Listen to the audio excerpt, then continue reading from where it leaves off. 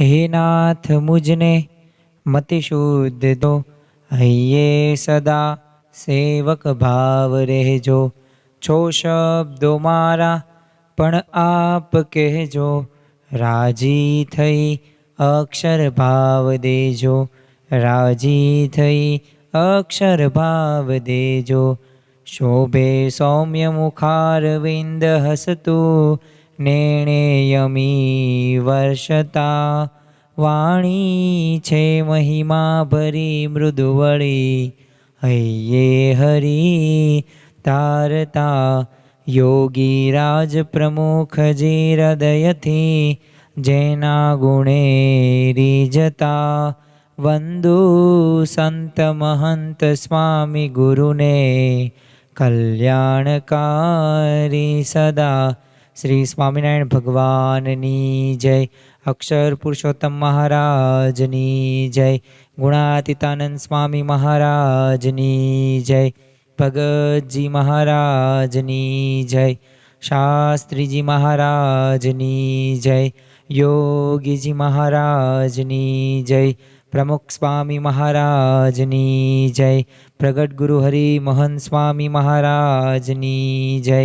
સુરત અક્ષરધામ મહોત્સવની જય।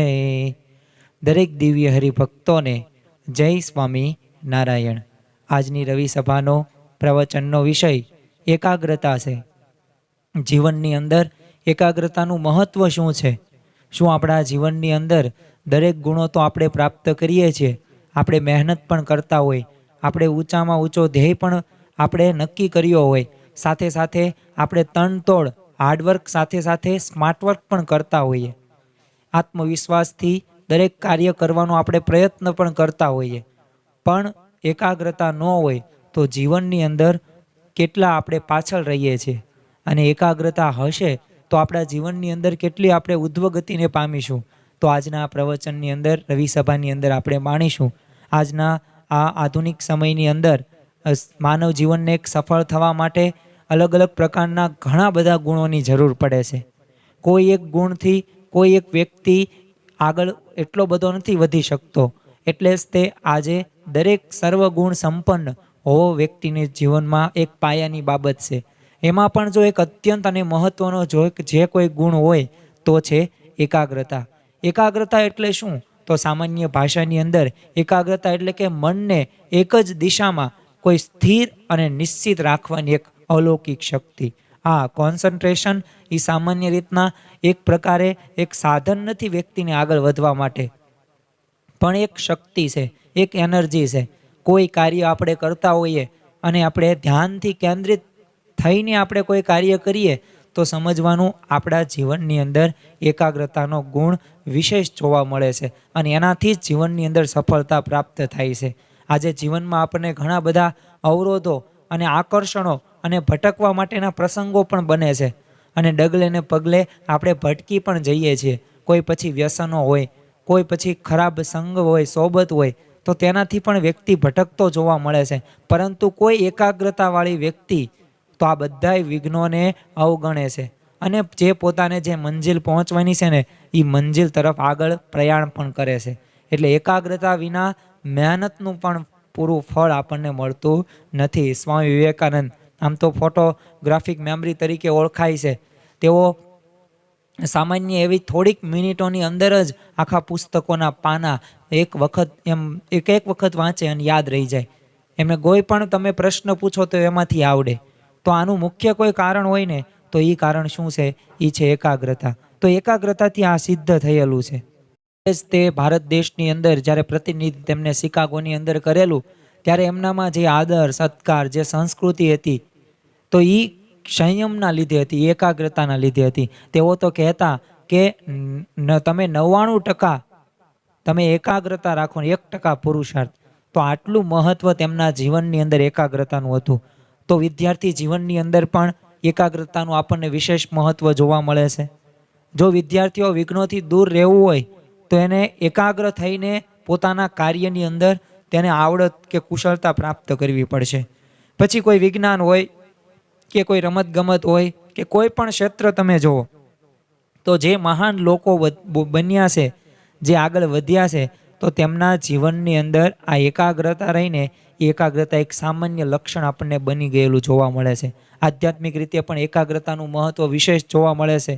કોઈ ઉપાસનાની અંદર કે ધ્યાનમાં કે પ્રાર્થનાની અંદર એ મનની એકાગ્રતાથી જ એ આધ્યાત્મિક માર્ગે પણ આપણી પ્રગતિ શક્ય છે. અન્યથા આપણને એટલી બધી ધારી એવી સફળતા આપણને આધ્યાત્મિક માર્ગે પણ જોવા મળતી નથી. ભક્ત ચિંતામણીના 77મા પ્રકરણની અંદર નિષ્કુળાનંદ સ્વામી એક માનવ મનનું એક ચિત્ર એક રજૂ કરતા તેઓ કહે છે કે નર ઈચ્છે છે નરેશ થાવા, રાજા ઈચ્છે અમર લોક જાવા, અમર ઈચ્છે છે ઇન્દ્ર પદવીને, ઇન્દ્ર ઈચ્છે થાવા આદ્ય કવિ. એટલે કે દરેક વ્યક્તિની છે ને ઈચ્છાઓ કંઈક વધુ ને વધુ જોવા મળે છે.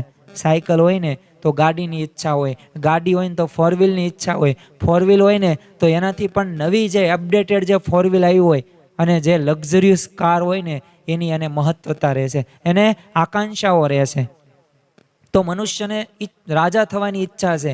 હવે રાજા હોય તો એને સ્વર્ગલોકની અને એમાંય તે સ્વર્ગમાં રહેનાર જે ઇન્દ્ર હોય ને એ એની થવાની ઈચ્છા હોય. પછી ઇન્દ્રને પાછું બ્રહ્મા થવાની ઈચ્છા હોય. તો આમ છે ને વ્યક્તિ જો ઉત્તરોત્તર છે ને દરેક વ્યક્તિ છે ને આગળ વધવાની ઈચ્છા ધરાવે છે. આજે કોઈને KG1ની અંદર 10 વર્ષ સુધી નથી ભણવું, બસ એનો જે સમય આપ્યો હોય એ સમયની અંદર પૂરું થઈ જાય તો સારું. 10મા ધોરણની અંદર તે 1% ઓછો આપે ને ફેલ થાય ને તો બહુ નિરાશ થાય છે વ્યક્તિ. કેમ? એ વ્યક્તિને બીજી વખત કોઈ કાર્ય એની નથી કરવું. તો એને દરેક ક્ષેત્રની અંદર આગળ વધવું છે. જીવનમાં આગળ વધવા માટે કે સફળતા આપણે પ્રાપ્ત કરવા માટે જો પ્રાથમિક જો કોઈ જરૂરી પરિબળ હોય ને તો એ છે એકાગ્રતા. જે તે ક્ષેત્રની અંદર જે તે વ્યક્તિઓ આજે જો સિદ્ધિ હાંસલ કરી છે તો એમના જીવનની અંદર આ એકાગ્રતાનો ગુણ છે ને આપણને અવશ્ય જોવા મળે છે અને એમના લીધે જ તે તેમને મહાનતા તરફ પ્રેરે છે. આ એકાગ્રતા આપણા જીવનની અંદર હોય તો આપણે સફળતા પ્રાપ્ત કરી શકીએ છીએ. દરેક વ્યક્તિને આજે સફળ થવું છે તો આ સફળતા પ્રાપ્ત કરવા માટે એકાગ્રતા કેટલી જરૂરી છે. તો આપણે એક મહાભારતનો એક પ્રસંગ જોઈએ કે કૌરવ અને પાંડવો તેમના ગુરુ દ્રોણાચાર્ય અને તેમની પાસે સરસ મજાની વિદ્યા બધા પ્રાપ્ત કરે કૌરવ અને પાંડવો. એમાં ધનુષ્ય વિદ્યા શીખવાડતા હતા દ્રોણાચાર્ય. બધાએ શીખી પણ લીધી હતી. હવે ધનુષ્ય વિદ્યા પૂરી થઈ એટલે ગુરુ દ્રોણાચાર્ય, ગુરુ હોય જે આચાર્ય હોય તેને ઈચ્છા તો હોય જ તે કે આની પરીક્ષા લઈએ કે કોને કેટલું આવડ્યું. એટલે એમને પરીક્ષા લેવાનું નક્કી કર્યું.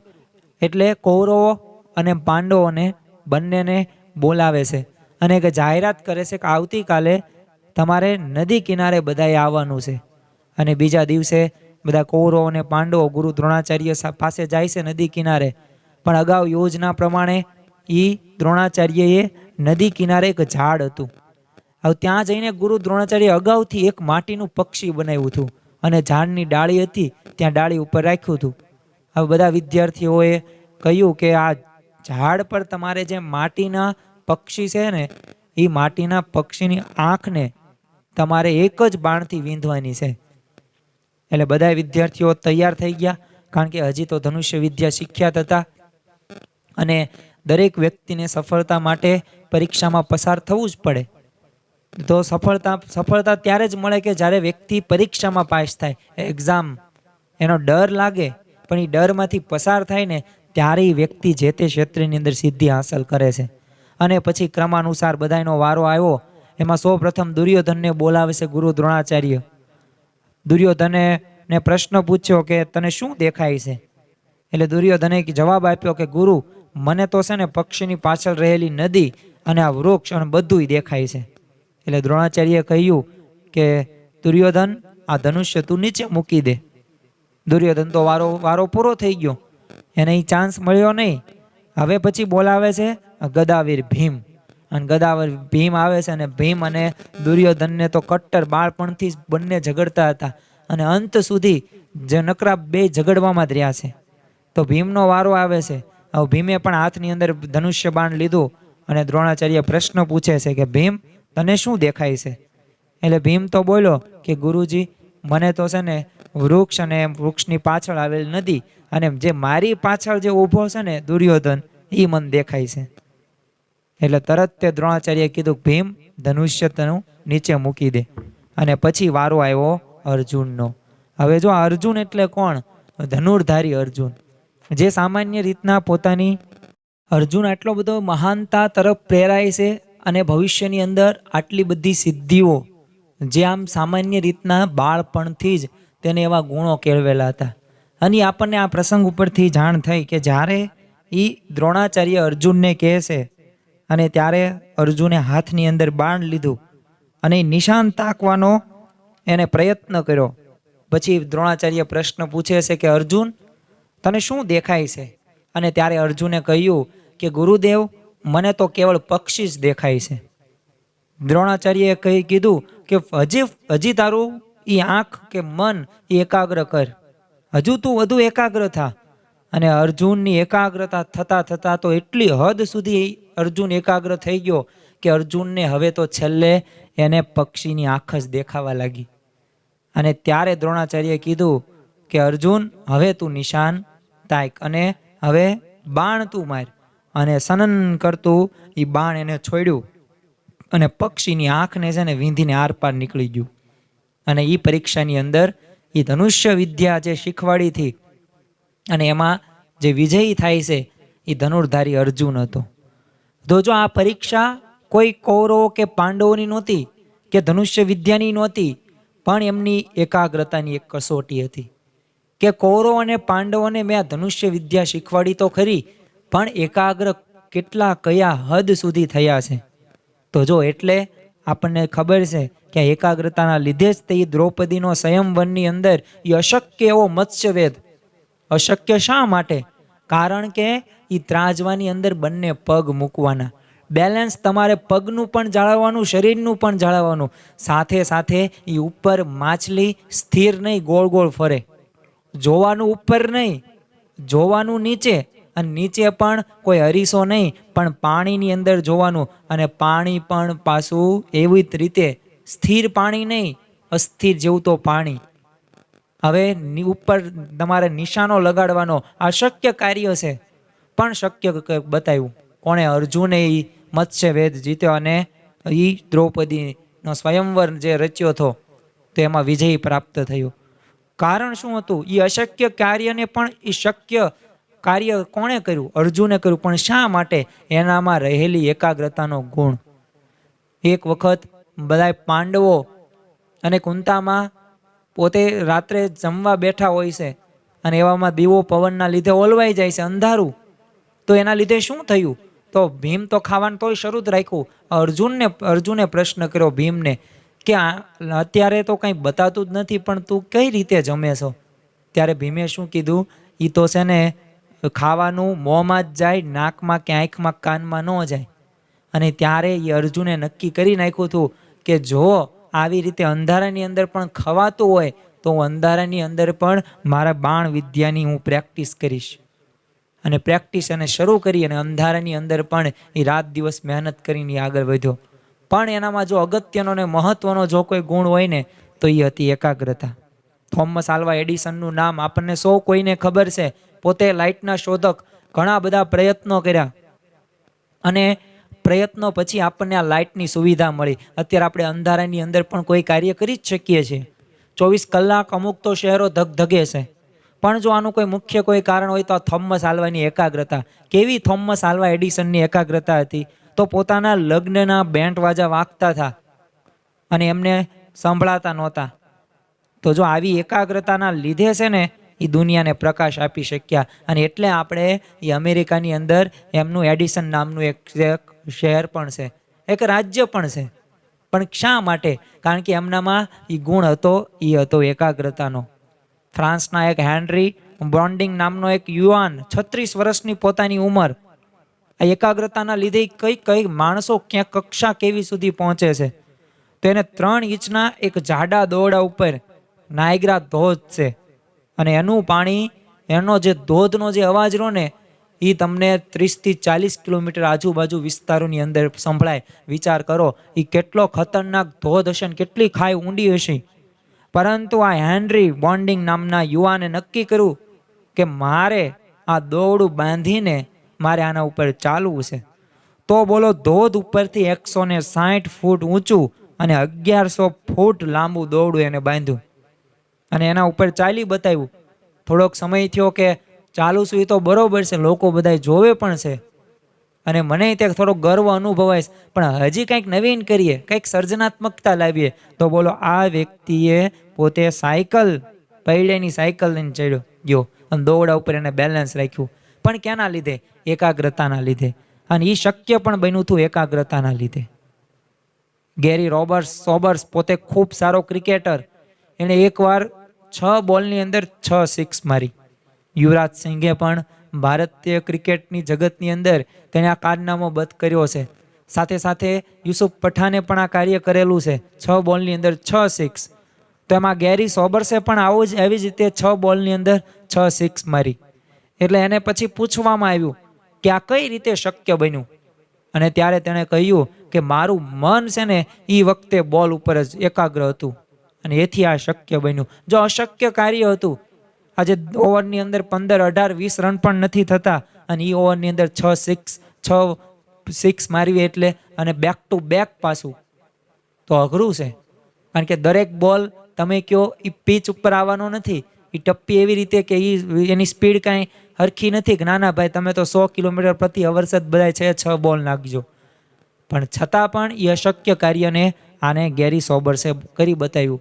ઇમર્સન નામના એક લેખકે પણ આ જ વાત કરી કે concentration is the secret of strength in politics, in war, in trade, in short, in all management of human affairs. એટલે કે તમામ પ્રવૃત્તિઓનું ક્ષેત્ર, રાજકારણ હોય કે પછી યુદ્ધ હોય કે વ્યાપાર હોય કે માનવ પ્રવૃત્તિઓ હોય, પણ તમામ વ્યવસ્થાઓમાં એ તાકાતનું જો કોઈ રહસ્ય હોય ને તો આ ઇમર્સન નામના લેખકના મતે કોન્સન્ટ્રેશન છે, એટલે કે એકાગ્રતા છે. આજે તમે જુઓ કે એ જ વિદ્યાર્થીઓને ટકા વધુ આવે છે, એ જ વિદ્યાર્થીઓ જીવનની અંદર કાંઈક નવી સિદ્ધિઓ હાંસલ કરે છે કે જેના જીવનની અંદર એકાગ્રતા હોય. એકાગ્રતા એટલે કે કોઈ એક કાર્ય બાબતે નિશ્ચિત પોતાની શક્તિ હોય ને, બધી એ શક્તિઓ તેના પાછળ એમાં સમાઈ દેવી, એમાં હોમાઈ જવું, આ એને એકાગ્રતા કહેવાય. એટલે જ ગુણાતીતાનંદ સ્વામી પણ પોતાની વાતોની અંદર કહે છે ને કે એકાગ્ર થયા વિના કાંઈ સિદ્ધ થાય નહીં. અને જો ભગવાને તો ક્યાં સુધી કૃપા કરી, સ્વામિનારાયણ ભગવાન તો વચનામૃતની અંદર કહે છે કે મનુષ્ય દેહે કરીને ન થાય તેવું શું છે? જે નિત્ય અભ્યાસ રાખીને કરે ને એ થાય જ તે. પરંતુ એ ગમે તે કરવું છે, નિત્ય અભ્યાસ એટલે શું? એ એકાગ્રતાનો અભ્યાસ, એ હાર્ડવર્ક કે સ્માર્ટ વર્કનો એ અભ્યાસ, એ આત્મવિશ્વાસનો અભ્યાસ. તો આ અભ્યાસ માટે એકાગ્રતા જરૂરી છે. આપણે પણ અનુભવ થયો જ છે કે વૈશાખ મહિનાની અંદર એ બળબળતા બપોરનો એ સૂર્યના પ્રખર કિરણો, એ સતત જો 1 મહિના સુધી પણ રૂ સાવ સામાન્ય રૂ, જેને તમે દિવાસળી થોડીક અડાડો તો આખું રૂ સળગી જાય, ઢગલા પણ બળી જાય છે, પણ છતાં 1 મહિના સુધી સૂર્યના પ્રકાશના કિરણો રૂના પૂંભળા ઉપર પડે ને તો એ બળતું નથી. પણ તમે બિલોરી કાચ લાવો અને થોડીક મિનિટો સુધી એ તમે સૂર્યના પ્રકાશના કિરણો, ભલે શિયાળાના હોય સવારના, પણ તો તરત તે રૂના પૂંભળા બળી જશે અને રૂ બળી જશે. તો જો સૂર્યના કિરણોમાં તો શક્તિ છે, પણ ક્યારે શક્તિ પ્રગટ થઈ કે જ્યારે એ સૂર્યના કિરણો કોઈ એક જગ્યાએ કેન્દ્રિત થયા, એટલે કે બિલોરી કાચમાં કેન્દ્રિત થયા. જો બિલોરી કાચમાં કેન્દ્રિત થયા તો આ શક્તિ છે ને એક પ્રકારે આપણને મળી. પણ જો એકાગ્રતા થયા વિના એ સિદ્ધિ પાછી આપણે પ્રાપ્ત કરી શકતા નથી. તો સાચી સિદ્ધિ મેળવવા માટે, સાચી સફળતા પ્રાપ્ત કરવા માટે, જીવનનો એક આનંદ પ્રાપ્ત કરવા માટે એકાગ્ર થવું જરૂરી છે. તમે જમવા બેઠા હોય, સારામાં સારું ભોજન બનાવ્યું હોય, તમારું ધ્યાન ફોનમાં હોય, ટીવીમાં હોય, કોઈ કામકાજના વિચારોમાં હોય, તો ખાવાનું પણ સુખ નહીં આવે. તમે નક્કી જ કર્યું છે કે આજે મારે 30 મિનિટ વચનામૃત વાંચન કરવું છે, પણ 30 મિનિટ દરમિયાન જો તમે એકાગ્ર થઈને વાંચશો નહીં ને તો એમાં કયા શબ્દો આવ્યા, શું સમજાવવા માગે છે, શું આપણે સમજવાનું છે, એ કાંઈ પ્રશ્નનો જવાબ તમારી પાસે નહીં હોય. કેમ? કારણ કે આપણે એકાગ્રતા નથી થયા. અત્યારે પણ રવિ સભાની અંદર આપણું જો મન એકાગ્ર હશે તો આ દરેક શબ્દો, આ દરેક જીવનમાં એકાગ્રતાનું મહત્વ આપણામાં વણાઈ જશે. જો સોય દોરો પણ આપણે પોરો હોય ને તો એક આંખ બંધ કરીને લોકો પોરાવે છે તો જ એ શક્ય છે, અન્યથા એ પરોવી એકતા પણ નથી. બંદૂકનું નિશાન પણ વીંધવા માટે આપણે આંખ બંધ કરવીને નિશાન તાકીએ છે. કારણ કે એક આંખ બંધ કરીને એ આપણે એકાગ્ર થયા કહેવાય. આપણે કોઈ ફોટો પાડવો હોય કેમેરાની અંદર તો ત્યારે પણ આપણે એકાગ્ર કરવું જ પડે છે ને આખું, તો જ આપણે વ્યવસ્થિત ફોટો પાડી શકીએ છીએ. મુક્તાનંદ સ્વામી કહે છે ને કે વેગે વહેતા વારીમાં પ્રતિબિંબ ન ભાસે રે, તેમ ડગમગે દિલ જ્યાં લગી નવ બ્રહ્મ પ્રકાશે રે. એટલે જ્યાં સુધી આપણું ડગમગ હશે અને આપણું એકાગ્ર મન નહીં હોય ને ત્યાં સુધી આપણે ભગવાનનો આનંદ પણ આપણે લઈ નહીં શકીએ. તો આનંદ લેવા માટે પણ આ જરૂરી છે. પ્રમુખ સ્વામી મહારાજ તો ઘણી વખત એકાગ્રતા બાબતે કહેતા, અને એમાં એવો તો કહેતા જ તે બાળકો યુવકો હોય જ્યારે પણ તેમને આ પ્રશ્નો પૂછવા કે મારું મન ભણવામાં નથી લાગતું, કે હું કોઈ કાર્ય કરી નથી શકતો, આળસ મને થાય છે, ત્યારે કહેતા જ તે કે આપણું મન એકાગ્ર નથી. તમે ફોનમાં, ટીવીમાં, રખડવામાં, ગપ્પા મારવામાં, કુસંગમાં, એમાં તમે તમારું મન એકાગ્ર કરી નાખ્યું તો પછી ભણવામાં કઈ રીતે એકાગ્ર થાય? અને પ્રમુખ સ્વામી મહારાજ વિશેષ એક આધ્યાત્મિક સ્પિરિચ્યુઅલ ટોક્સ કહેતા કે આધ્યાત્મિક માર્ગમાં પણ એકાગ્ર થઈએ ને તો જ કામ થાય. આપણે ઘણા બધા હરિભક્તો જોયા હશે કે જે હજી 2-3 વર્ષથી જ આવ્યા હોય સત્સંગમાં, નવા અમુક 30-30 વર્ષ જૂના હોય, 40 વર્ષ જૂના હોય, પણ ઓલો જે 2-3 વર્ષમાં આવ્યો હોય ને તમારથી આગળ હોય આધ્યાત્મિક માર્ગની અંદર. એને કંઈક આનંદ કંઈક નવો આવતો હોય, એને કંઈક ખપ વધુ હોય, મુમુક્ષુતા વધુ હોય, દાસ ભાવ, દિવ્ય ભાવ, એ સંપ સુહદ ભાવ, એકતા એના જીવનની અંદર વધુ દ્રઢ હશે. પણ શા માટે? કે એને એનું મન એકાગ્ર કર્યું છે, એને કોન્સન્ટ્રેશન કર્યું છે કે જે મને સંતોષ સત્સંગની અંદર હું જાઉં છું અને જે મને કહે છે કથા વાર્તા, એ કથા વાર્તામાં મારું ધ્યાન હું રાખું અને એ પ્રમાણે કરું. તો જો એકાગ્ર છે ને તો એ આધ્યાત્મિક માર્ગે પણ એ વ્યક્તિઓ આગળ વધે છે. જો સાથે સાથે એકાગ્રતા આપણા જીવનની અંદર હશે ને તો ઓછા સમયમાં આપણે વધુ કાર્ય કરી શકીશું. આજે સમયની ઘણી બધી તંગી છે. ટાઈમ ઇઝ, પહેલાના સમયની અંદર કહેવત હતી કે ટાઈમ ઇઝ મની, પછી time is gold, time is platinum કીધું, હવે ટાઈમ ઇઝ ડાયમંડ. અઘરામાં અઘરું જે હોય ને, મોંઘામાં મોંઘું તો હીરો એટલે કે ડાયમંડ છે. એમ સમય રહ્યો ને એટલો કિંમતી અત્યારની સ્થિતિની અંદર છે. અત્યારે કોઈ પાસે સમય એટલો બધો નથી કોઈ વ્યક્તિ સાથે વાત કરવાનો, સંબંધો જાળવવાનો, એની ઘરે બેસવા જવાનો, કે બુક વાંચવાનો, કે સત્સંગનું સાહિત્ય વાંચવાનો. પરંતુ એ જ વ્યક્તિના જીવનની અંદર એ આગળ વધે છે કે જે વ્યક્તિ પોતે સમય કાઢે છે. તો પણ ઓછા સમયની અંદર આપણે સૌએ કાર્ય કરવું છે. સમય તો કાઢવો છે, કાર્ય તો આપણે પણ કરવું છે, સંબંધો આપણે પણ સુધારવા છે, વચનામૃત સ્વામીની વાતો નિયમ આપણે પણ પાળવો છે, પૂજા પણ વ્યવસ્થિત કરવી છે. પણ ઓછા સમયમાં વધુ કાર્ય કરવા માટે શું જરૂરી છે? તો ઓછા સમયમાં વધુ કાર્ય કરવા માટે એકાગ્રતા જરૂરી છે. વિવેકાનંદ સ્વામી એકાગ્રતાથી પુસ્તક વાંચતા હતા. એટલે એકવાર છે ને વાંચતા જ એમને યાદ રહી જતું અને એમની મેમરી પણ એવી હતી, શરૂઆતમાં મેં વાત કરી એમ. એટલે એકવાર તો તેઓ જર્મનીના વેદાંતના પ્રસિદ્ધ એક પંડિત પ્રોફેસર પોલ ડ્યુસના ઘરે ગયા હતા.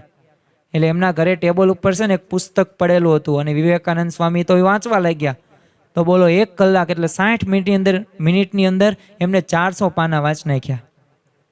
એટલે આટલું બધું ઝડપી વાંચતા હતા ને, પેજ ફરતા હતા ને, એટલે સામે જે પોલ ડ્યુસ હતા ને એમને એમ લાગ્યું કે છે ને સ્વામી વિવેકાનંદ પાના ફેરવતા હશે. એટલે એમને પૂછ્યું તે વાંચતા હતા કે પછી પાના ફેરવતા તમે? એટલે ત્યારે વિવેકાનંદ સ્વામીએ શું કીધું? જો કોન્ફિડન્સ હતો એમના જીવનની અંદર, પણ એકાગ્રતાના લીધે હતો, એ સંયમને બ્રહ્મચર્યના લીધે હતો. એમને શું કીધું પોલ ડ્યુસને કે આપ ગમે ત્યાંથી પ્રશ્ન પૂછો, મને આવડશે. ત્યારે પ્રોફેસરે બુક લીધી અને પ્રશ્ન પૂછવાનું શરૂ કર્યું. તો વિવેકાનંદ સ્વામીએ બધાય પ્રશ્નોના ઉત્તરો બધાય સાચા કીધા, એક પણ ખોટો નહીં. પણ આ જોઈને પ્રોફેસર જે હતા ને એ બહુ આશ્ચર્ય પામી ગયા અને એમને વિવેકાનંદ સ્વામીને રહસ્ય પૂછ્યું કે આટલું બધું તમે 1 કલાકની અંદર આ 400 પાના વાંચી નાખ્યા અને એ પાછા વ્યવસ્થિત રીતે, અને તમને બધું યાદ પણ રહી ગયું, તો આનું રહસ્ય શું? આનું રહસ્ય મારે જાણવું છે. ત્યારે વિવેકાનંદ સ્વામીએ કીધું કે જેણે પોતાના મનને કાબૂમાં રાખ્યું છે ને તેવા માણસના માટે આ કંઈ અઘરી વસ્તુ નથી. તો જો વિવેકાનંદ સ્વામી માટે અઘરી વસ્તુ નહોતી, એ ઓલા પ્રોફેસર પોલ ડ્યુસને કહી દીધું. અને વિવેકાનંદ સ્વામી જો ઓછા સમયની અંદર આવું કાર્ય કરી શક્યા તો એનું કારણ એમના મનની એકાગ્રતા હતી. એ કોન્સન્ટ્રેશન હતું, એનાથી શક્ય બન્યું. પ્રાગજી ભક્ત એટલે કે ભગતજી મહારાજ પોતે દરજી હતા, પણ તે ત્યારે જુનાગઢની અંદર જ્યારે ગુણાતીતાનંદ સ્વામીનો સમાગમ કરવા માટે ગયા ત્યારે ગુણાતીતાનંદ સ્વામીએ પ્રાગજી ભક્તને કીધું કે આપણે છે ને સભા મંડપની અંદર મોટી છે ને ચંદની સીવવાની છે, એટલે તમે ચંદની સીવો અને તમે દરજી છો એટલે તમને તો આવડે જ છે, તમે સીવો છો પહેલેથી. હવે જે 10 દરજીઓ જે 60 દિવસમાં પણ ન બનાવી શકે ને એ ચંદની ભગતજી મહારાજે એકલા હાથે એમને 41 દિવસની અંદર પૂર્ણ કરી દીધી અને ગુણાતીતાનંદ સ્વામીને એ ચંદની અર્પણ પણ કરી દીધી. એનું કારણ શું? એનું કારણ હતું એકાગ્રતા. એ એકાગ્રતાથી શક્ય બન્યું. આપણે પણ જો સમગ્ર દિવસ દરમિયાન આપણે સાંસારિક અને વ્યવહારિક ઘણી બધી પ્રવૃત્તિઓની અંદર વ્યસ્ત હોઈએ છીએ અને એના લીધે આપણને ખૂબ ઓછો સમય આપણે ભગવાન સંબંધી એ ક્રિયાઓ કરવા પાછળ મળે છે. પરંતુ જો આ એકાગ્રતાનો જો આપણે ગુણ કેળવશું અને જો આપણું ઘડતર થવું જરૂરી છે.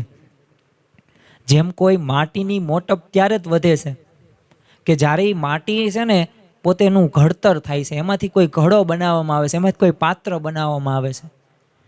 કોઈ સામાન્ય પથ્થર હોય ને તો એમાંથી કોઈક મૂર્તિ સારી બનાવે ને ઘડતર થાય ને શીણી હથોડીનો એ ઘા સહન કરે ને તો એમાં મૂર્તિ પ્રતિષ્ઠા પણ થાય છે, પ્રાણ પ્રતિષ્ઠા પણ પૂરે છે ગુરુઓ.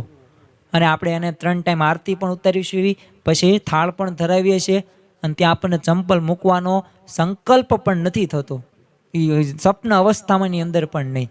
જ્યારે સામે પક્ષે પથ્થર એ જ છે કે જે પગથિયાનો પથ્થર છે તો ત્યાં આપણે એ ચંપલો મૂકતા હોઈએ છીએ, ત્યાં આપણે બેસતા પણ હોઈએ છીએ, ત્યાં પાણી પણ ઢોળતા હોઈએ છીએ, ત્યાં નાસ્તો પણ વેરાતો હોય છે. તો એની મર્યાદા કાંઈ નથી સાચવતા અને સામે મૂર્તિની સાચવીએ છીએ. શેના લીધે? ઘડતરથી. એમાં એકાગ્રતાનો ગુણ આપણે કેળવશું ને તો ઓછા સમયની અંદર પણ આપણે કેટલું બધું મોટું કાર્ય કરી શકીશું. શ્રીજી મહારાજે વચનામૃત ગરડા મધ્યના 62માં તેઓ કહે છે, દરેક સંતો હરિભક્તોમાં બેઠા હોય છે અને ત્યારે વાત કરી મહારાજે એકાગ્રતા સંદર્ભે કે સારો દિવસ છે ને પ્રવૃત્તિ માર્ગમાં રહીને ગમે તેવી ક્રિયા કરી હોય ને ભગવાનનું ભજન કરવા બેસે અને એ સમયે ભજનના કરનારના ઇન્દ્રિયો, અંતઃકરણ અને જીવ એ સર્વે એકાગ્ર થઈને જો ભજનમાં જોડાય, એવી રીતે એક ઘડી કે પછી અડધી ઘડી જો ભગવાનના ભજનમાં જોડાય ને તો એના સમગ્ર પાપ બળીને ભસ્મ થઈ જાય છે. તો વિચાર કરો, ભગવાને પાપ બાળવાની દવા આપી. હવે આ તો કેવા ભગવાન કહેવાય, સર્વોપરી પૂર્ણ પુરુષોત્તમ ભગવાન, અને એમના વાક્યો છે. જો એમની વાણી એ જ એમનું સ્વરૂપ છે અને એ સ્વરૂપ એટલે વચનામૃત.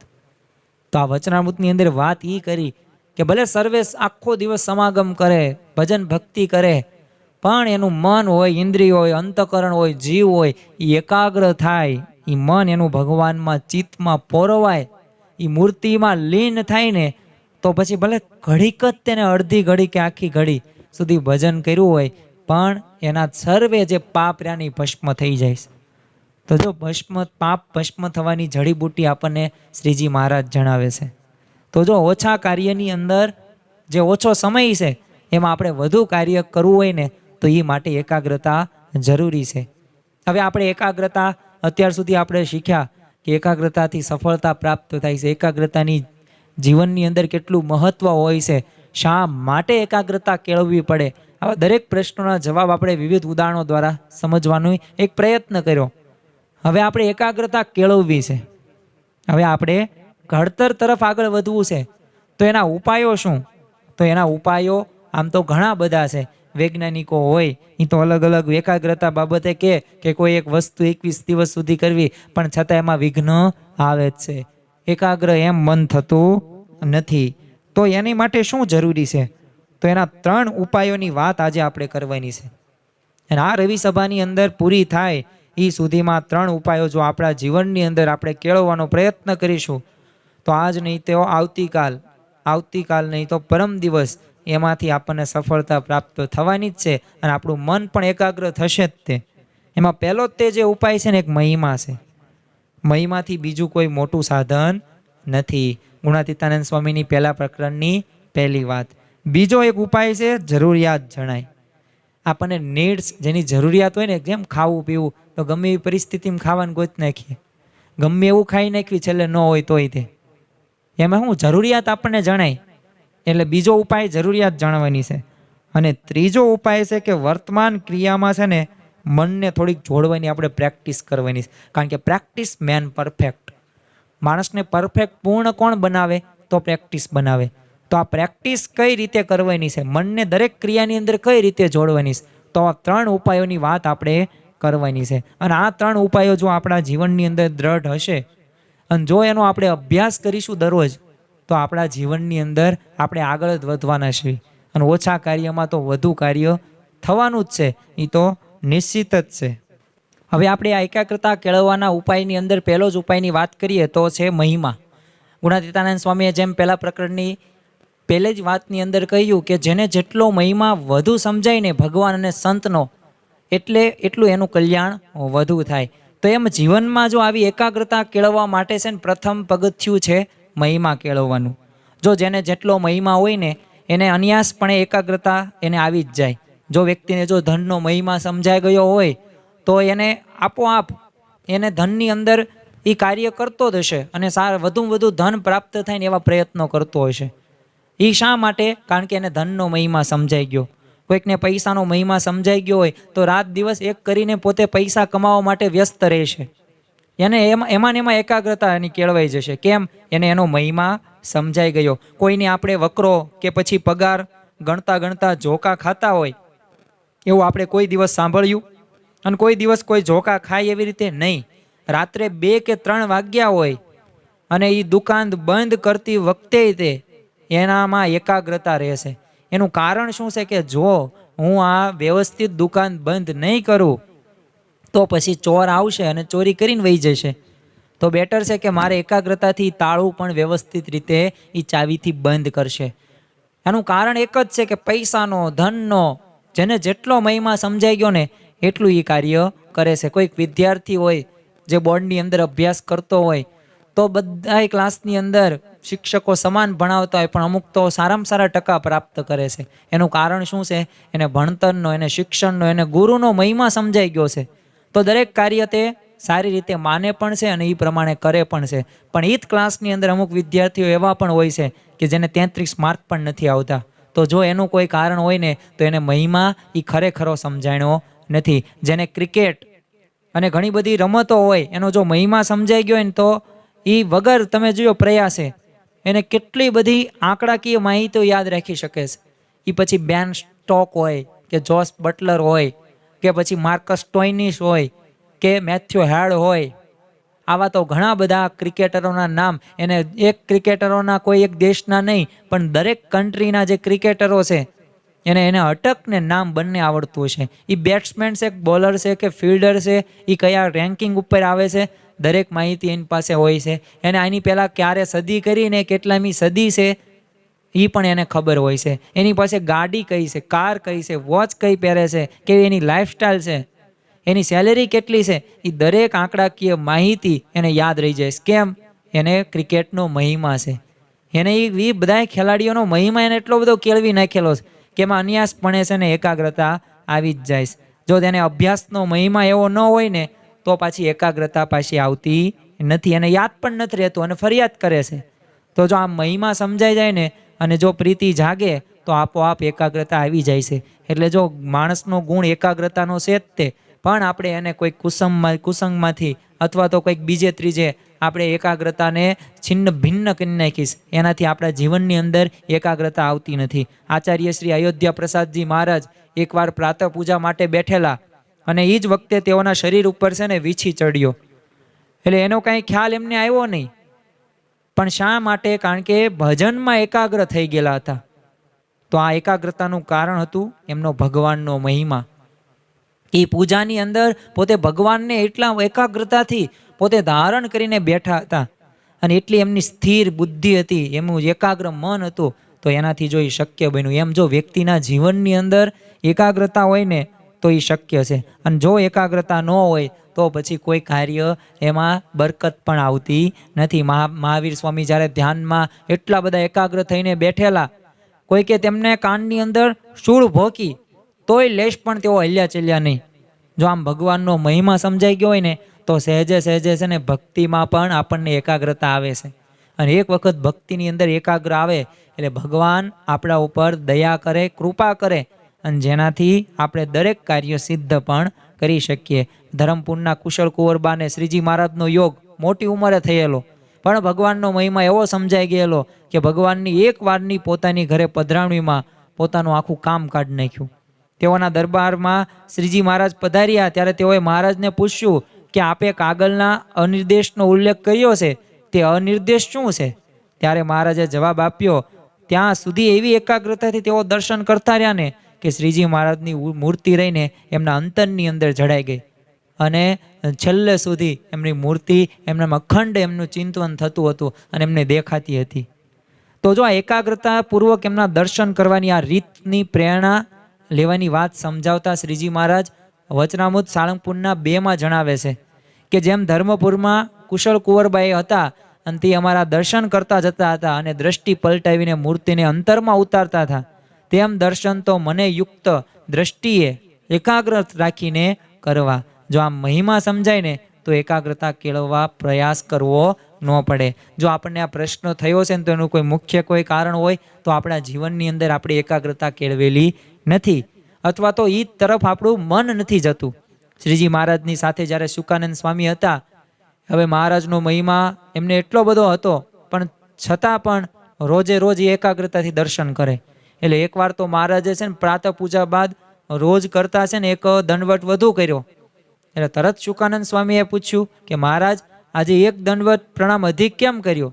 અને શ્રીજી મહારાજે ઉત્તર આપ્યો, અને એને કારણે આપણને વચનામૃત ગઢડા મધ્ય 40મું પ્રાપ્ત થયું કે એક દંડવત અધિક કર્યાનું. વચનામૃત ગઢડા મધ્યનું 40મું. તો આ જો શુકાનંદ સ્વામીને શ્રીજી મહારાજનો મહિમા હતો એટલે જો દર્શનની આવી એકાગ્રતા એમને સહેજે સહેજે થઈ જતી.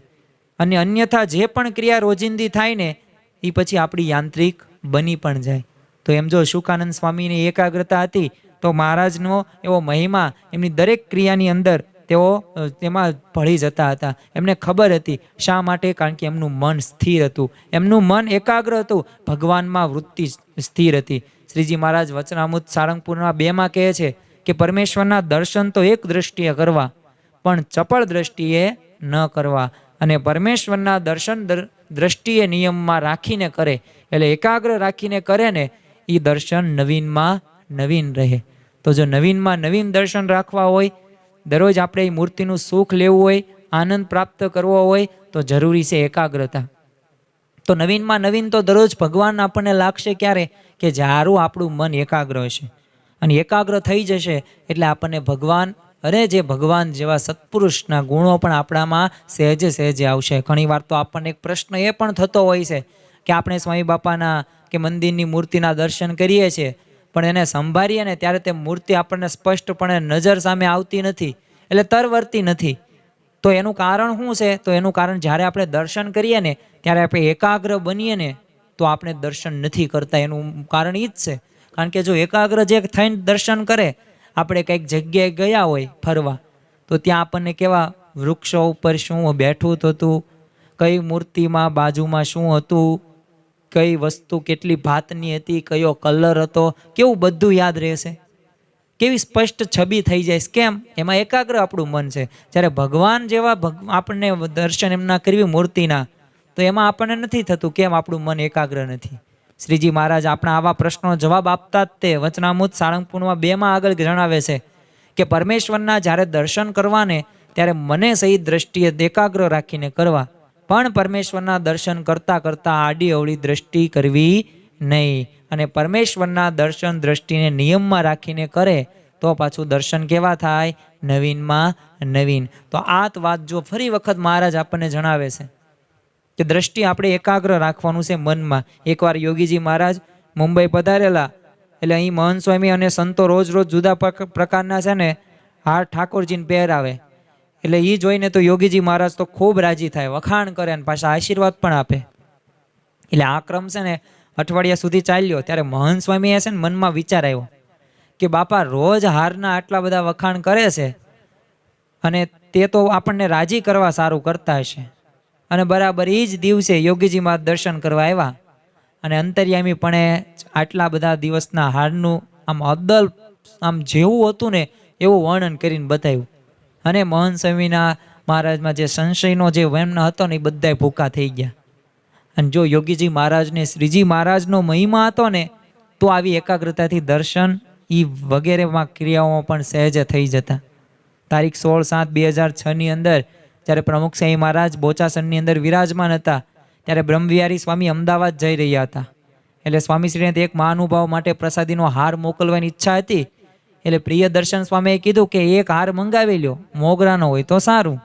એટલે પ્રિયદર્શન સ્વામીએ કહ્યું કે ઠાકોરજીને ધરાવ્યો હશે તો મંગાવી લઈશું. એટલે ત્યારે પ્રમુખ સ્વામી મહારાજ તરત શું બોલ્યા કે મહારાજને અને હરિકૃષ્ણ મહારાજને મોગરાના હાર ચડાવેલા છે, બેમાંથી કોઈ પણ પ્રસાદીનો હાર લઈ આવે તેમ કહેજો. જો દર્શન કરવા માટે સ્વામીશ્રી આવી એકાગ્રતાનું એમનું રહસ્ય છે હતું એ મહિમા હતો. તો જો મહિમા સમજાય ને તો આપોઆપ એકાગ્રતા વધે જ છે. એટલે જીવનની અંદર અને દરેક ક્રિયાની અંદર જેટલો વિશેષ મહિમા આપણા જીવનની દ્રઢ હશે ને એટલું કાર્ય આપણે સિદ્ધ થશું. આમાંથી ઘણા બધા હરિભક્તો વચનામૃતને સ્વામીની વાતો અને જીવન ચરિત્ર પણ વાંચતા હશે. તો એમાંથી આપણે પ્રસંગો યાદ કરવાનો પ્રયત્ન કરવો. એકાગ્ર થઈને કરીએ ને કાર્ય તો એમાં બરકત આવે. અને એ વાતો એ બધી આપણા જીવનની અંદર પણ એ આગળ ને આગળ વધતી જાય. અને મુશ્કેલીઓનો જ્યારે સમય આવે ને ત્યારે આ વાતો તે આપણા જીવનને બચાવે છે. એ પ્રશ્નોને નિર્મૂળ કરવાનું કારણ પણ એ આપણી એકાગ્રતા જ છે. તો જો મહિમા સમજશું એટલું કાર્ય આપણે વધુ સારું કરીશું. આ પહેલું પગથિયું, પહેલો ઉપાય. બીજો ઉપાય છે જરૂરિયાત જણાય. જેની જરૂર હોય ને એ વ્યક્તિને આપણે છે ને સારી રીતે કાર્ય કરીએ છીએ. શરૂઆતમાં વાત કરીએ એમ ખાવા પીવામાં જરૂરિયાત છે, હરવા ફરવામાં જરૂરિયાત છે, ફોનની જરૂરિયાત છે. તો આપણે 2 મિનિટ માટે પણ નેટ વગર નહીં રહી શકીએ. ગમે ત્યાંથી સેટિંગ કરીને તે છે ને ફોનમાં રિચાર્જ કરાવી જ નાખીશું. કેમ? એની જરૂરિયાત આપણે એટલી બધી જણ નાખી છે. તો એમ છે ને એકાગ્રતાની આપણે જરૂરિયાત જણાવવા મળશે ને તો વાંધો નહીં આવે. જો જે આપણને જરૂરનું લાગે ને એમાં આપણને પાછું આ મેળે આપણે એકાગ્રતા આવી જાય. રેલવે સ્ટેશન ઉપર કેટલો બધો ઘોંઘાટ હોય, પણ તેમાંય પોતાને જે ટ્રેનમાં જવાનું હોય અને ટ્રેન કેટલા વાગે આવશે, કયા પ્લેટફોર્મ ઉપર આવશે અને કયો ડબ્બો ક્યાં ઊભો રહેશે એ વ્યક્તિને બરાબર સંભળાઈ જાય. કારણ શું છે? કારણ કે એની જરૂર આપણને જરૂર લાગ્યું છે. એટલે એમ સત્સંગની તે કથા વાર્તા રહીને એ આપણે જરૂર લાગે ને તો શ્રવણમાં આપણને સહેજે એકાગ્રતા રહે અને આપણને બધું શ્રવણ ને કથા વાર્તા પણ યાદ રહે. અભેસી દરબારના જીવનમાં આવી એકાગ્રતા જોવા મળતી. એકવાર તેઓ સ્વામીની વાતો સાંભળવા બેઠેલા અને શ્રવણમાં તેઓ એવા એકાગ્ર થઈ ગયેલા કે એક આસને હાલ્યા ચાલ્યા વગર બેસી રહેવાથી એઓના પહેરેલ જે સોનાનો તોડાનો જે વટ હતો ને એ શરીર પર પડી ગયો. તો એમને ખ્યાલ ન આવ્યો. તો વિચાર કરો કે આવી એકાગ્રતા જ્યારે સત્સંગની અંદર, કથા વાર્તાની અંદર હોય, ભક્તિની અંદર હોય ને તો ભગવાન અવશ્ય પ્રસન્ન થાય છે. આ એમને જરૂરિયાત લાગતી હતી, એ જરૂર લાગતી હતી એટલે એ થઈ શક્યું. એકવાર સ્વામીશ્રી જ્યારે પ્રમુખ સ્વામીમાં સાળંગપુર વિરાજમાન હતા અને બપોરે ભોજન બાદની કથા સભા મંડપમાં ચાલતી હતી અને તેનો અવાજ ઉતારામાં સંભળાતો. એટલે સ્વામીશ્રીએ તો સભામાં જવા તૈયારી બતાવી. એટલે સૌએ કહ્યું, બાપા આરામ કરો, આપ કથામાં નહીં પધારો તો ચાલશે. ત્યારે પ્રમુખ સ્વામીમાં સામે કહ્યું કે કથામાં ન જઈએ ને તો આત્મા નબળો પડી જાય. તો સ્વામીશ્રીએ જો આ રીતે કથા વાર્તાની જરૂર જણાઈ હતી તો તેઓના જીવનની અંદર આપણને જોવા મળતું કે કથા વાર્તામાં ગજબની એકાગ્રતા જોવા મળતી. હાલ પ્રગટ સત્પુરુષ મોક્ષનું દ્વાર મહંત સ્વામી મહારાજના જીવનની અંદર પણ આ એકાગ્રતા આપણને દર્શન થાય છે. તેઓ એક સ્થાને ગમે એટલી સભાઓ હોય તેમાં તેઓ બેસે છે, કથા વાર્તા સાંભળે છે અને તેમનો ઉદ્દેશ તો વહેલા જવાનો જ હોય છે. પણ એમની તબિયતને જોતા બધાય સંતો અને સેવક સંતો તેમને ના પાડે છે, ગુરુજી સંતો. પરંતુ તેમનું એ કથા વાર્તાનું અંગ પહેલેથી આપણને જોવા મળે છે. પણ એ એકાગ્રતા પણ એટલી વિશેષ જોવા મળતી. ઈસવીસન 1983ની અંદર જ્યારે હાર્ટ એટેક આવ્યો હતો પ્રમુખ સ્વામી મહારાજને, ત્યારે વડોદરામાં આરામ કરી રહ્યા હતા અને તેઓ સમક્ષ એક હરિચરિત્રામૃત સાગર ગ્રંથનું વાંચન ચાલી રહ્યું હતું. એટલે ગુણાતીતાનંદ સ્વામીની તો દીક્ષા તિથિ તરીકે મહાસુદ પાંચમનો ઉલ્લેખ આવ્યો. એટલે વાંચનારને કે અન્ય સાંભળનારને આ સાંભળી કાંઈ થયું નહીં, પણ બીમાર અવસ્થામાં પ્રમુખ સ્વામીમાં જ હતા, પણ છતાં એ સૂતા કથા તો સાંભળતા જ હતા. એટલે સ્વામીશ્રીએ છે ને તરત જે વાંચતા હતા ને એમને સંતને અટકાવ્યા અને કહ્યું, ફરી વખત વાંચો. એટલે પાઠકે ફરી વાંચ્યું તો એ જ તિથિ વાંચી એટલે ત્યારે સ્વામીશ્રી શું કીધું કે ગુણાતીતાનંદ સ્વામીની દીક્ષા તિથિ તો છે ને પોષ સુદ પૂનમ છે, અને અહીં મહાસુદ પાંચમ કેમ લખ્યું હશે? એટલે જો સ્વામીશ્રી આ કહ્યું કે ત્યારે બધાને આમ ઝબકારો થઈ ગયો કે આ સ્વામીશ્રીની એકાગ્રતા કેટલી બધી હશે કે અમને એ તારીખનું પણ ખબર હતું. બાકી આપણે કેવું કરીએ છીએ, કથા વાર્તા સાંભળવા ખાતર સાંભળીએ, બસ આપણે એમ માનીએ કથા વાર્તા સાંભળી લીધી, પણ વાસ્તવમાં પછી એનું કાંઈ રિઝલ્ટ આપણા જીવનની અંદર આવતું નથી. તો આમ જો સત્સંગની અંદર બધું આપણને જરૂરી લાગે ને તો એ ક્રિયા કરવામાં આપમેળે આ એકાગ્રતા આવી જાય છે. મિથિલા નગરીમાં જ્યારે રાજા જનક એ સભામાં આવે ને પછી જ પુરાણી કથાનો પ્રારંભ કરે, અને જનક સિવાય બીજા ઘણા બધા શ્રોતા સાંભળવા માટે આવે, પણ પુરાણી છે ને કથા શરૂ ન કરે, પણ જ્યારે જનક રાજા આવે ને ત્યારે જ કથા શરૂ કરે. એટલે કેટલાકને થયું કે શું આપણી કોઈ ગણતરી જ નહીં આમાં, કે જનક આવે પછી જ પુરાણી મંગલાચરણ કરે? એટલે બધાએ છે ને એક વાર તો પુરાણીને કહી જ દીધું કે અમે 100 આવીએ બેઠા છીએ, ઘણા સમયથી લાંબી તમારી આ કથા સાંભળીને રાહ જોતા હોઈએ છીએ, તો તમે કથા શરૂ કરી દેતા હોય. એટલે પુરાણીએ શું કીધું કે જનકને આવવા દો. એટલે થોડી વાર તો જનક રાજા આવ્યા, અને પછી તો પુરાણીએ મંગલાચરણ કરી સભાજનોને એક પ્રશ્ન પૂછ્યો કે ગઈકાલે છેલ્લે આપણે કથા ક્યાં વિરામ કરેલી? જેને યાદ હોય ને એ તમે કયો. એટલે આ બધાએ સાંભળી તો બધાએ છે ને એકબીજાનું મોં જોવે પણ કાંઈ બોલે નહીં, એટલે કોઈને કાંઈ ઉત્તર આવડ્યો નહીં. પછી પુરાણીએ છે ને જનકને કહ્યું કે તમને યાદ છે કે ગઈકાલે કથામાં શું વાત આવેલી? એટલે ત્યારે જનક રાજાએ હાથ જોડીને નમ્રતાથી કહ્યું કે પુરાણી મહારાજ, કહો તો કાલની કથામાં શું આવેલું તે કહી આપું, ને કહો તો અઠવાડિયા પહેલાંની કથામાં શું આવેલું તે કહી આપું. અને બધાય જે સભાજનો બેઠેલા હતા ને, જે વહેલા આવેલા હતા, કથા સાંભળવા માટે જ આવેલા હતા, અને એ બધાને સમજાઈ ગયું કે કેમ પુરાણી જનક આવ્યા બાદ કથા શરૂ કરે છે અને મંગલાચરણ પછી જ શરૂ કરે છે. કારણ કે જનકને કથા વાર્તાની એ જરૂર લાગતી હતી. એટલે જો રાજકાજની અંગત પ્રવૃત્તિમાં તે આટલી એકાગ્રતાથી કથા શ્રવણ કરી શકતા અને યાદ પણ રાખી શકતા. માટે છે ને મહિમા રહ્યો ને એ પછી જરૂરી જણાય તો દર્શન શ્રવણમાં આપણને એકાગ્રતા એમનામ કેળવાઈ જાય છે. અને આ એકાગ્રતાનું એક મોટું રહસ્ય છે. પ્રેમાનંદ સ્વામીએ શ્રીજી મહારાજના શ્રી વિગ્રહનું વર્ણન કરતા અનેક પદો એમને લખ્યા છે, જેમાં શ્રીજી મહારાજના અંગો અંગમાં રહેલા એ તિલ ચિહ્નનું વર્ણન કર્યું છે. એ મહારાજની દાઢમાં તિલ છે તેનું એમને આલેખન કર્યું છે. તેઓ કેવી એકાગ્રતાથી દર્શન કરતા હશે, તો ત્યારે જ આપણને આવા સૂક્ષ્મથી સૂક્ષ્મ નોંધી શક્યા હોય છે ને. બાકી આટલું બધું સૂક્ષ્મતાથી નોંધવું એ અઘરું છે, પરંતુ પ્રેમાનંદ સ્વામીની એકાગ્રતાનું કારણ હતું. શ્રીજી મહારાજે એકવાર સારંગપુરમાં કથા પ્રસંગે 4 પ્રકારના પ્રલયની વાત કરી. હવે આ વાત તો છે ને સભામાં બેઠેલા બરોળ ગામના એક ચારણ હરિભક્ત ના 18 વર્ષના દીકરા એકાગ્રતાથી સાંભળે, અને પછી એ વાત છે ને રાત્રે ઉતારે જઈને ગજા ગઢવીને કીધી. હવે ગજા ગઢવીએ બીજા દિવસે આ વાત છે ને શ્રીજી મહારાજને કીધી. એટલે ત્યારે મહારાજે એ સાંભળીને પેલા છોકરાની એકાગ્રતા ઉપર બહુ રાજી થઈ ગયા, અને તેને પોતાની સમીપે બોલાવ્યો હોય તે માથે પાક પણ બંધાવી, છાતીના ચરણાવીને આપ્યા, અને એ સમયની અંદર 5 રૂપિયાની ભેટ આ બળોલ ગામના છોકરાને આપી. અને મને બધાને કીધું કે કથા જો આવી રીતે સાંભળવી જોઈએ, અને બીજાને વાત પણ આવી રીતે મહીમાંથી કહેવી. તો જો આમ આપણને એકાગ્રતાના દર્શન રહ્યા ને શ્રવણ એ કરીએ ને તો ભગવાન આટલો બધો રાજીપો આપણા ઉપર થાય છે. અને એકાગ્ર થયા વિના ઉપર છેલ્લા આપણે દર્શન કરીએ ત્યારે આપણા પર ભગવાન પાછા રાજી નહીં પણ કુરાજી પણ થાય છે.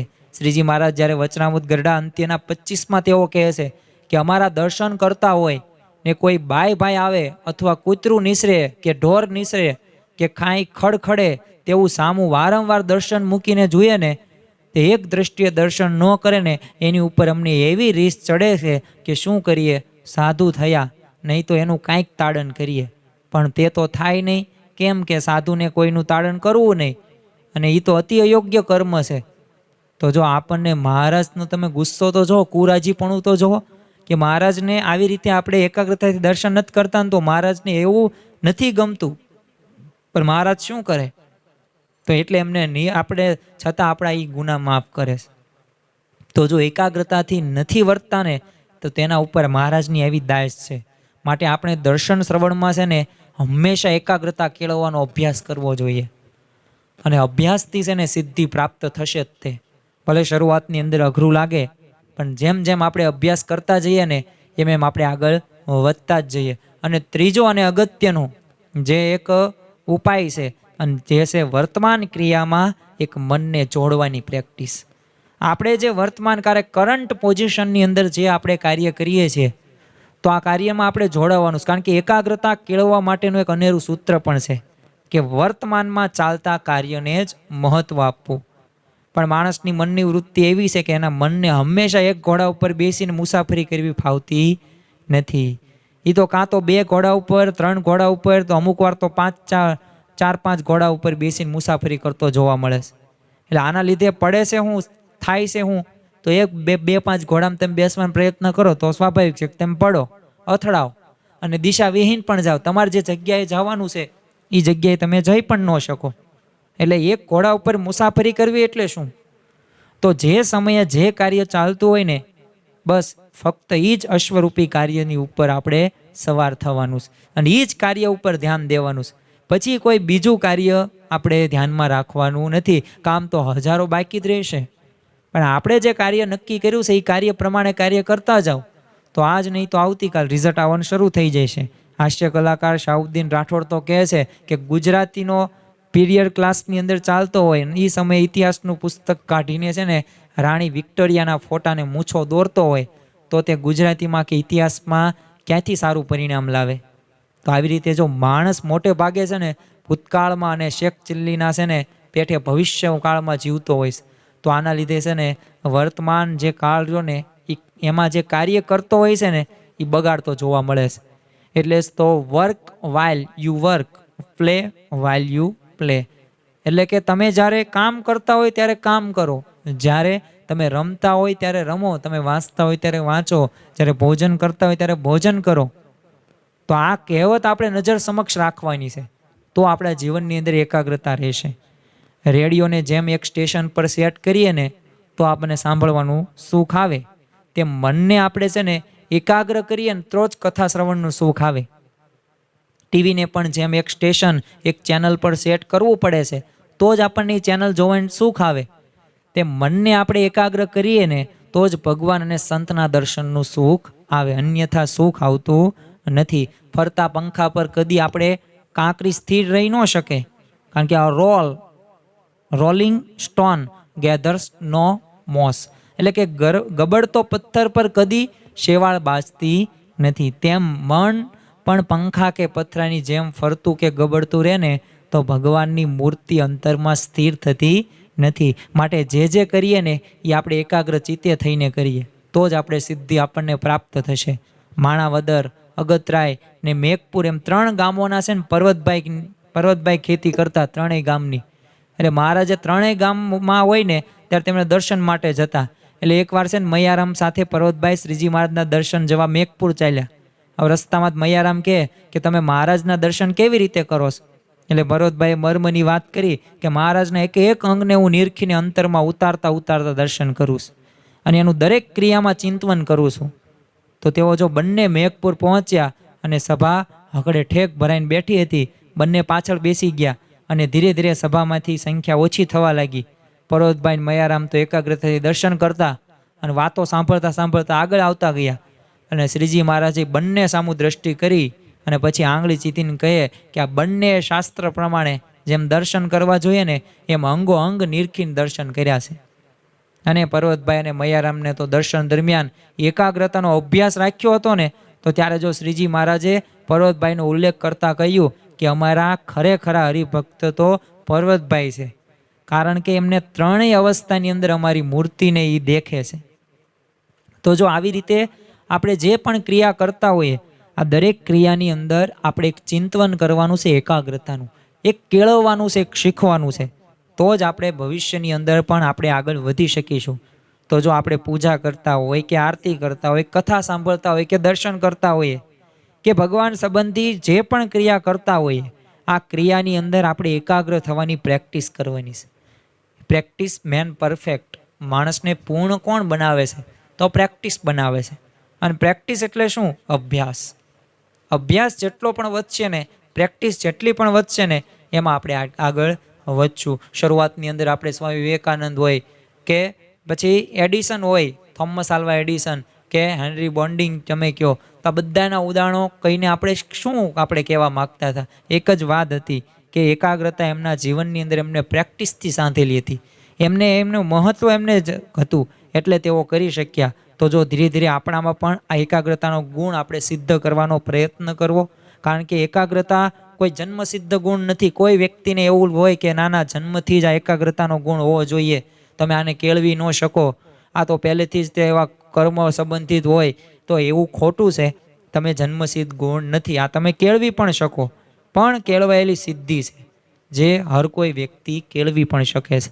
નિષ્કાનંદ સ્વામી એક લખ્યું છે ને, જેમ નટ ચડે વળી વાંસળે, જોવા મળે સઘળું ગામ, પણ નટ ન જોઈએ કોઈને, જો જોઈએ તો બગડે કામ. કોઈ ખેલ હોય, ખેલૈયો હોય અને પોતે નટ એટલે કે જે સામાન્ય રીતના ખેલ ભજવતો હોય, એ દોડા ઉપર પોતે ચાલતો હોય, તો એ એને પોતાનું કોન્સન્ટ્રેશન એકાગ્રતાથી જ આગળ વધતો હોય.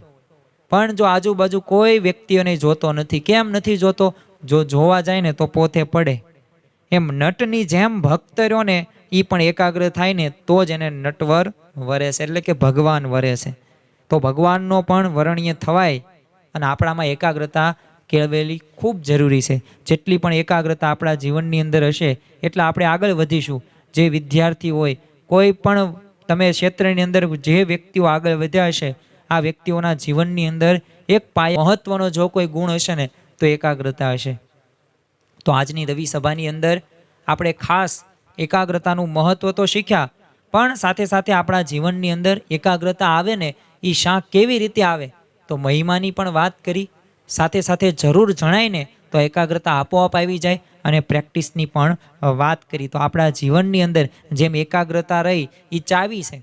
તમે તાળું હોય, તમારી પાસે ચાવી જ ન હોય તો તાળું તમે ખોલી ન શકો. તો એવી જ રીતે છે ને, જે વ્યક્તિને વિજ્ઞાનમાં અને વૈજ્ઞાનિક અને જે સંસારની અંદર એ સફળતાપૂર્વક જીવન જીવવું છે, અધ્યાત્મ માર્ગની અંદર પણ આગળ વધવું છે અને શાશ્વત સુખ એટલે અખંડ શાંતિ મેળવવી છે, તો એના માટે છે ને એકાગ્રતા એટલી જ જરૂરી છે. કારણ કે આ એક સિદ્ધાંતની વાત છે અને આ સિદ્ધાંતની અંદર એ તો જ આગળ વધશે કે જ્યારે તે વ્યક્તિ પોતે નક્કી કરેલા કોઈ કાર્ય ઉપર આગળ વધી શકશે. અને છેલ્લે આપણે એક શ્રીમદ ભગવદ્ ગીતાનો શ્રી કૃષ્ણ ભગવાને જે અર્જુનને એકાગ્રતા બાબતે વાત કરેલી, તો એની એક શ્લોક જોઈ લેવે અને પૂરું કરીએ. તો શ્રીમદ ભગવદ્ ગીતાની અંદર શ્રી કૃષ્ણ ભગવાન અર્જુનને એકાગ્રતા સંદર્ભે કહે છે કે યયોતોપી કાર્યમ પુરુષમ ય માનસ નિયોગેન એકાગ્ર ચેતસ યોગ દુઃખ પ્રહાર. એટલે કે એકાગ્ર મનથી છે ને યોગની પ્રાપ્તિ થાય છે અને યોગની પ્રાપ્તિ થાય એટલે તમે ધારો તે કાર્ય કરી શકો. તો ખાસ આજના દિવસે આપણે જે કાર્ય કરતા હોઈએ, સવારે નિત્યક્રમ, એ પછી કોઈ વોકિંગ હોય, પ્રાણાયામ હોય કે ભોજન હોય કે પછી રમવું હોય કે ટીવી હોય કે ફોન હોય કે પછી કોઈ પણ આપણા ધંધાકીય કોઈ વિદ્યાર્થી હોય તો ભણવાનું હોય, બુક વાંચન કરવાનું હોય, તૈયારી કરવાની હોય, કોઈ ક્ષેત્રની અંદર કોઈ વ્યક્તિ ઉદ્યોગપતિ હોય, તો એ પોતાના કાર્યની અંદર સારામાં સારું એને ફળ પ્રાપ્ત કરવું હોય તો એના માટે એકાગ્રતા જરૂરી છે. તો આજના દિવસે મહારાજ સ્વામીના ચરણોમાં પ્રાર્થના કરીએ કે આવો જ એકાગ્રતાનો ગુણ આપણા જીવનની અંદર સિદ્ધ થાય. જીવનની અંદર એકાગ્રતાનું મહત્ત્વ તો આજે આપણે શીખ્યા. એકાગ્રતાથી સફળતા પણ પ્રાપ્ત કરી શકાય, મહિમા પણ સમજ્યા. સાથે સાથે એને કઈ રીતે આપણે એકાગ્રતા આપણા જીવનની અંદર કેળવી શકીએ, ઘડતર આપણે કઈ રીતે કરી શકીએ, એની પણ આજે વિશેષ આજ રવિ સભાની વાતો કરી. તો આ એકાગ્રતા આપણા જીવનમાં સિદ્ધ થાય એ જ આજના દિવસે મહારાજ સ્વામીના ચરણોમાં પ્રાર્થના. શ્રી સ્વામિનારાયણ ભગવાનની જય. છેલ્લે આપણે 2 મિનિટ ધૂનમાં જોડાઈશું.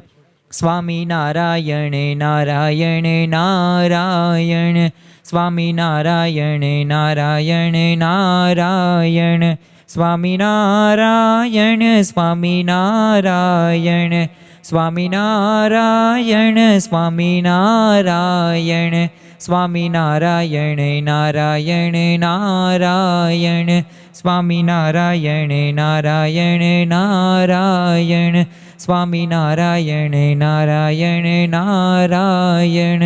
શ્રી સ્વામિનારાયણ ભગવાનની જય.